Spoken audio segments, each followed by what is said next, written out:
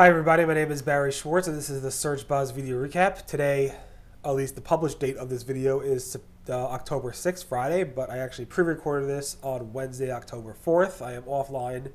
I was offline yesterday and today, so that's Thursday and Friday. I'm offline for the holiday of Sukkot. And everything I write, post, tweet, everything those 2 days was actually scheduled, including this video. So anybody celebrating, hope you have a nice Sukkot. First up, I did my monthly Google Webmaster Report, the October Webmaster Report, and I go over all the major changes that happened over the past month or so. Obviously, there was lots and lots of different types of, Google algorithm updates. Google did not confirm any of them, but there was lots of them. I probably wrote about 5 or 6, maybe 7 of them, and I cover them all below, as well as Google releasing their flexible sampling to replace the first click free. Google testing more Search Console's features, and a lot of other things around there. So definitely take a look at that if you were offline for the past month or so. Lots of things to catch up on. Like I said, Google replaced the first click free, or is replacing the first click free program. I'm sorry, with the flexible sampling, which is basically either metering or leaded. And Google announced this as a way to give more flexibility to publishers. Specifically, the flexible sampling offers 2 different formats. One is metering. So metering is basically where you provide a quota of free articles for your users to consume. And after the paywall will start appearing. So maybe you give the users 5 articles a month, and then after that the paywall will happen. Or lead-ins, which is basically a snippet of content from the article, and then the rest you have to pay to actually see. I think the Wall Street Journal does it that way. That being said, either way, no matter what you set, will not impact Google's ranking of your articles, even if they have a paywall. But they do ask you, for cloaking reasons, to use a new schema, structured data, for paywalled content. So definitely take a look at that. I don't think it's a required thing, but it definitely helps Google understand what's going on there. Of course, Google used to actually mark content in Google News and the top stories and so forth with the subscribe label, meaning this is paid content, you have to subscribe to it. It looks like they removed that. So here's a screenshot of it showing it about a month or so ago. But when I look at the actual article around the paid subscription label, Google has removed it from their help documentation. I'm not sure why. Maybe Google will bring it back. Maybe Google will label these as in the future. I guess it's still unknown. Google admitted that they confirmed that they're testing the mobile first index in the wild. So they are testing it out in the real world. So definitely take a look at that. I wrote about it on Wednesday. And they are testing the mobile first index out there, and you may or may not see it. I guess you would not. Typically, Google doesn't want you to see it. They want it to be one of those quality neutral results out there. Obviously, they're doing it in batches, so you probably wouldn't see all of it. You probably see sampling of it anyway. Google said they may message webmasters with issues that they need to fix for this mobile first index. What they're doing right now, John Mueller said, is that they are building internal classifiers to classify these group of pages are equivalent 100%. These group of pages have these equivalency problems. These group of pages have those equivalency problems. And then they're going to go ahead and either communicate via blog post, direct communication with the webmasters, or I guess Google Search Console notifications basically telling these webmasters you have X, Y, and Z to fix by this date, hopefully, and that will resolve any mobile first indexing issues that you might have. And we will see what happens. Again, John Mueller covered this, and we posted about this, a scheduled post on Thursday. Google said they are not done with talking about algorithm updates. They are not done confirming them and so forth. I pretty much complained to John Mueller that back in the day when Matt Cutts, when I had announced stuff, he would actually be very specific. He would say, we released Panda on this date.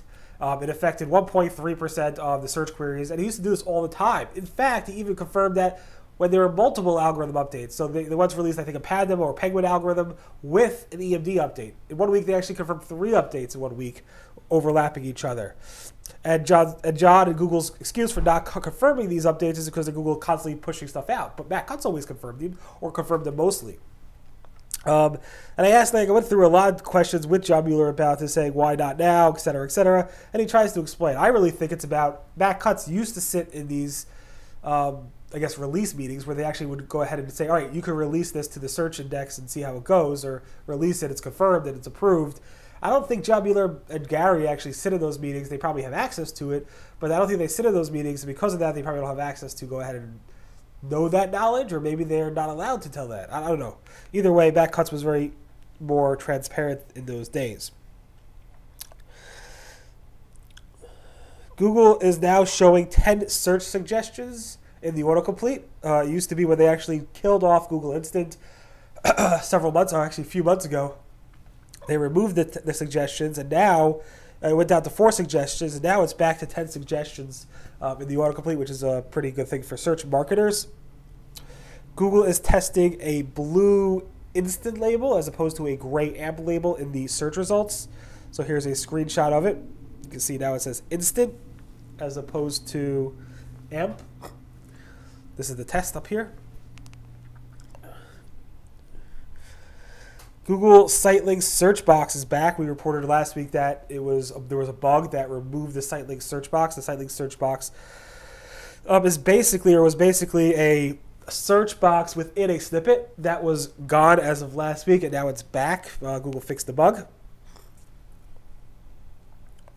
Google confirmed with us that there's a lot of confusion around this, mostly because Gary kind of said the wrong thing at a conference, basically saying that if you have an AMP page and you have a desktop page, but you don't have a mobile-specific page or responsive site, Google, with the mobile first index or even today, will index a desktop version of the page, not the AMP version of the page. That's confirmed. That's what's going to happen. Of course, Google could change in the future, but right now that's what Google's going to do. Google said that they have made no changes to how they understand and use image metadata in search, and I have some videos about how they relate to that in the past. In short, it looks like they use it to show data, to show searchers stuff, but they're not really using it for ranking purposes. Google said that the crawl stats report includes everything. Includes crawls to web pages, PDFs, image files, etc. Plus, it includes all Google bots, including even the ads bots, which is interesting. Google said grammar does not impact your rankings. Google has said this several times before. I included videos from Matt Cutts 2 times where he said it before. But basically, it does not impact your SEO. That's what John Mueller said and confirmed again. And we have videos again of what Matt Cutts said in the past around that. Although Bing did say that it actually does impact their SEO ranking factors. Bing said they are not demoting the importance of links. There was an interview done by Laura Hampton, who basically cited a Bing, I guess, VP or some type of marketing manager, saying where they may or may not potentially go ahead and demote the value of links overall in their ranking formula. But I asked Bing about that, and they said that's not true. Links are ever as important, and they will continue to be as important. Google is testing a new version of refinements, search refinements. This one was spotted by Paul Shapiro, where you can actually toggle between this. We saw an earlier variation of that looked like this, but now it's kind of looking like this. I'm not sure when this will be released. I can't replicate this as of yet. Google AdWords has restricted the use or the buying on AdWords ads for specifically rehab or addiction rehab ads. And I confirmed you can no longer go ahead and see ads for those in the search results. And Bing Ads launched offline conversions, so you can actually import offline conversion data into your ad campaigns to see how well your conversions are working. In any event, thanks so much for listening to the Search Buzz video recap. My name again is Barry Schwartz. This is the search news we covered over at the Search Engine Roundtable over the past week. This video was published Friday, October 6th, but today, when I'm writing this, is October 4th. Everyone who's celebrating Sukkot, have a good one, and I'll see you guys next. Thanks so much for listening. Be well. Bye.